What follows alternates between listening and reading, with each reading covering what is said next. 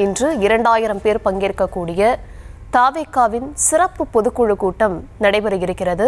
இந்த நிலையில் தாவேகா பொதுக்குழு கூட்டத்திற்கு விஜய் காரில் அந்த இடத்திற்கு செல்லக்கூடிய காட்சிகளை நாம் பார்த்து வருகிறோம். இன்னும் சற்று நேரத்தில் தாவேகாவின் பொதுக்குழு கூட்டம் துவங்க இருக்கிறது. இந்த நிலையில் விஜய் அந்த இடத்திற்கு வருகை தந்திருக்கிறார். இந்த பொதுக்குழுவில் முக்கிய தீர்மானங்கள் நிறைவேற்றப்பட இருக்கக்கூடிய நிலையில் 2000 பேர் பங்கேற்க இருப்பதாகவும் தகவல் கிடைத்திருக்கிறது. கரூர் சம்பவத்திற்கு பிறகு நடக்கும் பொதுக்குழு கூட்டம் என்பதால் இந்த பொதுக்குழு கூட்டம் கவனம் பெற்றிருக்கிறது. இன்னும் சற்று நேரத்தில் பொதுக்குழு கூட்டம் துவங்க இருக்கக்கூடிய நிலையில் விஜய் அந்த பொதுக்குழு இடத்திற்கு வந்திருக்கிறார். அது தொடர்பான காட்சிகளை நாம் பார்த்து வருகிறோம்.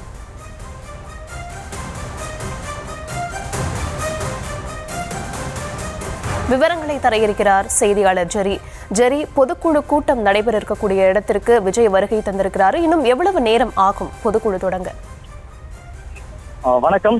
தமிழக வெற்றி கழகத்தின் சிறப்பு பொதுக்குழு கூட்டம் இன்னும் சற்று நேரத்துல மாமல்லபுரத்தில் இருக்கக்கூடிய தனியார் நட்சத்திர விடுதியில தொடங்க இருக்கிறது. தமிழக வெற்றி கழக தலைவர் விஜய் பொதுக்குழு கூட்டத்திலே கலந்து கொள்வதற்காக தற்போது வருகை தந்திருக்கிறார். இன்னும் சற்று நேரத்துல பொதுக்குழு விஜய் தலைமையில நடைபெற இருக்கிறது. இந்த பொதுக்குழு கூட்டத்தில் முக்கிய கவனமாக பார்க்கக்கூடிய விஷயங்கள் தீர்மானம் மற்றும் விஜயனுடைய மேடை பேச்சாக இருக்கிறது. விஜய் கரூர் துயர சம்பவத்திற்கு பிறகு இதுவரை பொதுமக்களுக்கான அவரது சொந்த கருத்துக்கள் இதுவரை தெரிவிக்காதவே இருந்தார். 4 நிமிட வீடியோக்கள் மட்டுமே அவர் பேசியிருந்தார். இந்த நிலையில்தான் விஜய் இந்த 1 மாத காலமாக அவர் மீது தெளிக்கப்பட்ட அந்த ஒட்டுமொத்த விமர்சனங்களுக்கும் அவர் பதிலளிப்பாரா என்ற கேள்விகளும் எழுந்திருக்கிறது.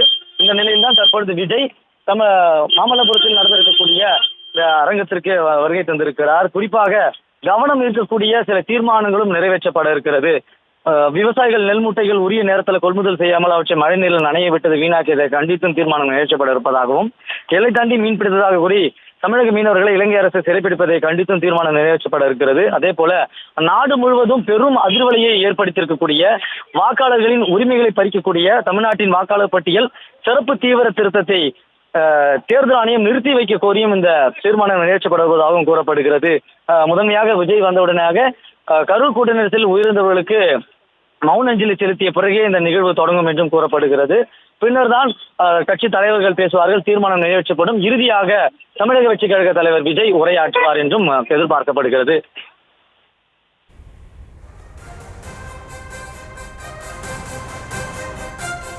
விவரங்களுக்கு நன்றி ஜெரி.